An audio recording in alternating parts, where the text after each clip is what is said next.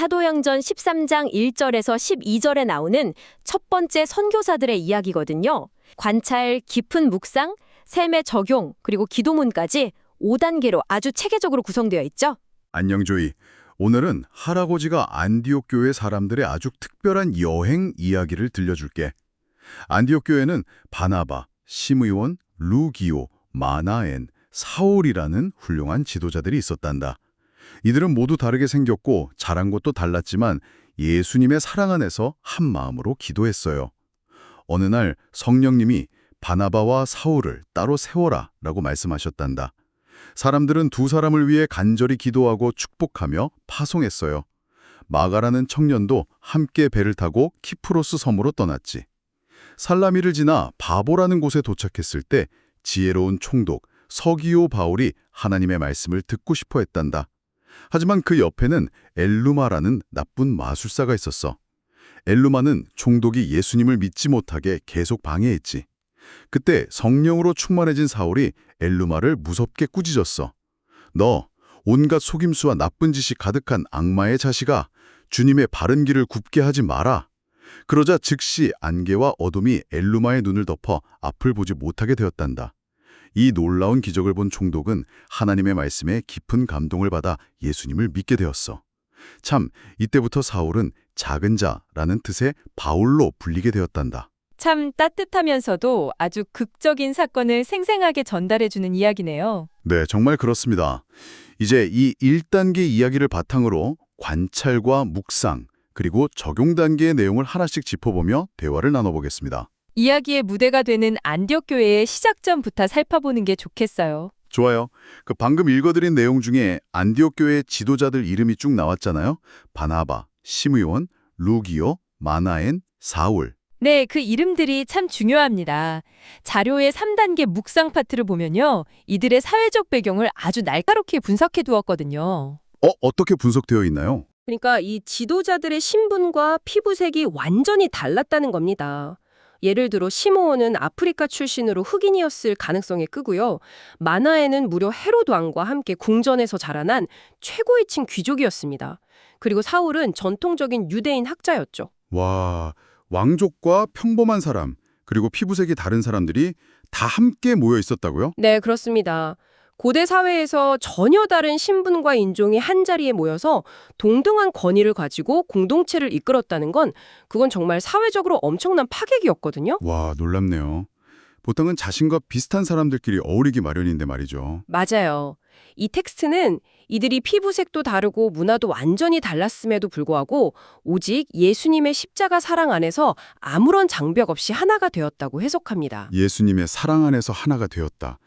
진정한 연합이 무엇인지 보여주는 아주 이상적이고 아름다운 모습이네요. 하나님은 정말 세심하신 분인 것 같아요. 이런 다양성을 품고 교회가 시작되게 하셨으니까요. 맞습니다. 그리고 이들이 그렇게 모여서 무엇을 했는지가 더 중요해요. 똑똑하고 대단한 사람들이 모였으니까 아주 치밀한 선교 전략 회의를 하지 않았을까요? 재미있게도 그렇지 않았습니다. 텍스트를 보면 인간적인 똑똑한 아이디어나 계획을 내세우지 않고 오직 하나님께 집중하며 금식하고 기도했다고 나와 있거든요. 그렇군요. 인간의 지혜가 아니라 오직 기도하며 성령님의 목소리에 귀를 기울였던 거네요. 네, 바로 그겁니다.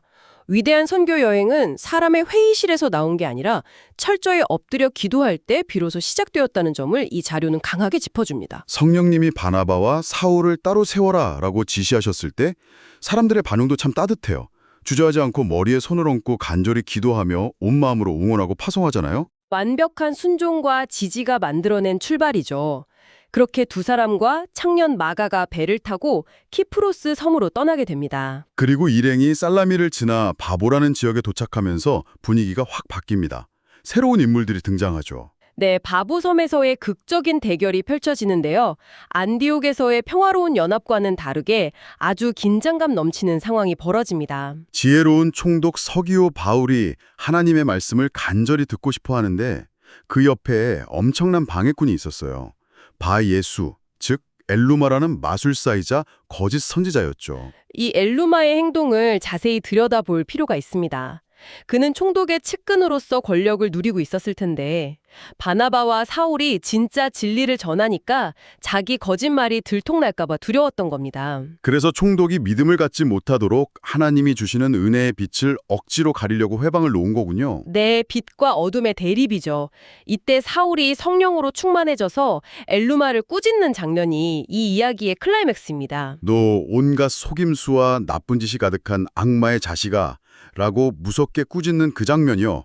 와, 저는 이 부분을 읽을 때마다 사울의 거룩한 용기에 감탄하게 돼요. 어둠의 유혹 앞에서는 단호하고 맹렬하게 맞서 싸우는 태도. 맞습니다. 성령 충만하니 조용한 평안으로만 나타나는 게 아니라 이렇게 단호한 결단력으로도 나타난다는 걸 보여주죠. 그리고 그 선포 직후에 벌어지는 일도 시각적으로 아주 강렬합니다. 맞아요. 즉시 안개와 어둠이 엘루마의 눈을 덮어버리잖아요.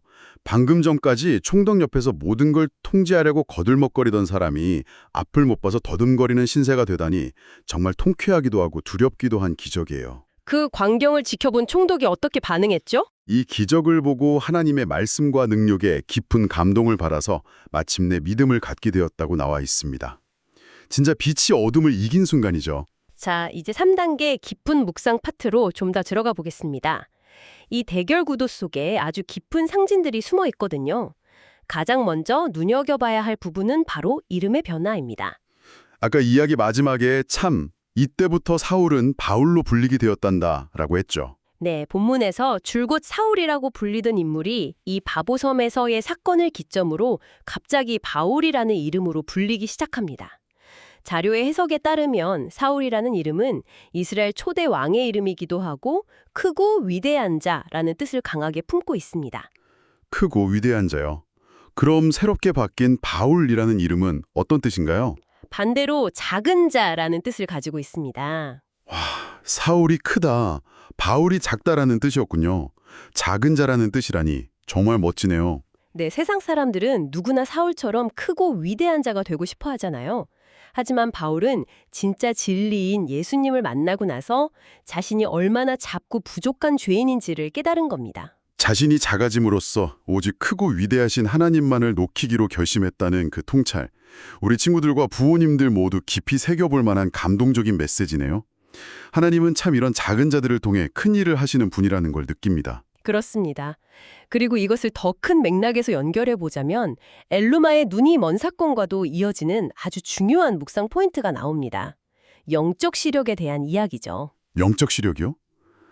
엘루마가 육체적으로는 눈을 뜨고 있었지만 영혼의 눈은 멀어 있었다는 뜻인가요? 아주 정확합니다. 엘루마는 마술사이자 선지자로 행세하면서 두 눈을 시퍼렇게 뜨고 남들보다 더 많은 걸 보는 척했죠. 하지만 실상은 자신의 욕망과 권력의 눈이 멀어서 진짜 진리의 빛이 다가왔는데도 알아보지 못한 영적인 맹인이었습니다. 그러니까 바울이 선포한 그 기적은 엘루마에 보이지 않던 캄캄한 영적인 어두움을 시각적으로 겉으로 드러내 보여준 사건이군요. 네, 눈을 뜨고 있다고 자만하던 거짓 선지자는 진짜 맹인이 되어 더듬거리고 반대로 어둠에 가려져 있던 총독의 영혼의 눈은 마침내 활짝 열려 진짜 복음의 빛을 보게 되는 완벽한 대조를 이루는 겁니다. 와, 이 이야기 구조가 정말 감탄이 나오네요. 우리 청취자 여러분도 이 통찰을 들으면서 많은 생각이 드실 것 같습니다.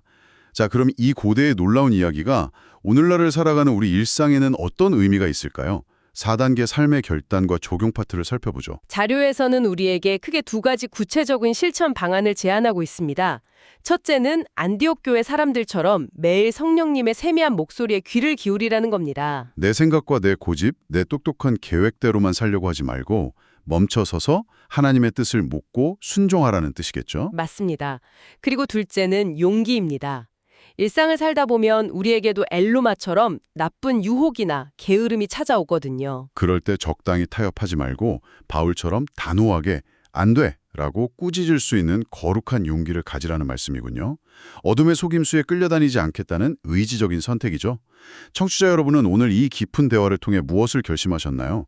조엘 할아버지가 들려주신 이 이야기가 여러분의 삶의 작은 결단으로 이어지기를 바랍니다. 네, 참 따뜻하고 든든한 교훈입니다. 이제 이 딥다이브를 마무리하면서 이 자료의 마지막 5단계인 오늘의 기도, 텍스트 전체를 제가 수정 없이 처음부터 끝까지 그대로 낭독해 드리며 경건하게 마치려고 합니다.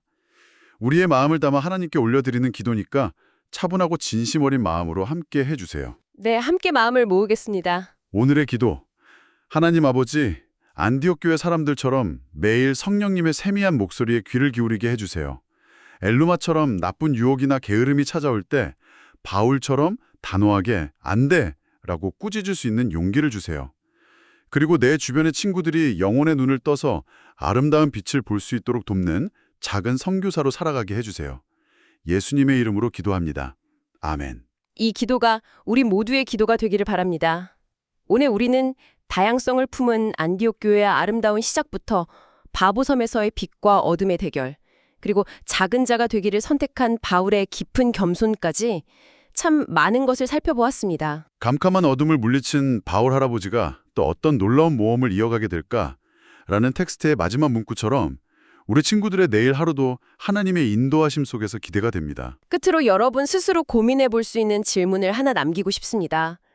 우리 역시 엘루마처럼 늘 두 눈을 똑바로 뜨고 있다고 생각하지만 사실은 편견이나 내 고집 때문에 진짜 중요한 빛을 놓치고 있는 영적인 사각지대를 가지고 있지는 않을까요? 아, 묵직한 질문이네요. 네, 오늘 하루 여러분의 진짜 시력을 한번 점검해 보시기 바랍니다. 스스로를 돌아보는 귀한 시간이 될 것입니다. 네, 깊은 생각거리를 안겨주는 말씀 감사합니다. 오늘 우리가 나눈 딥다이브가 청취자 여러분의 일상에 따뜻한 빛이 되기를 소망합니다. 다음 시간에도 흥미롭고 은혜로운 자료와 함께 다시 찾아오겠습니다. 함께해 주신 여러분 감사합니다.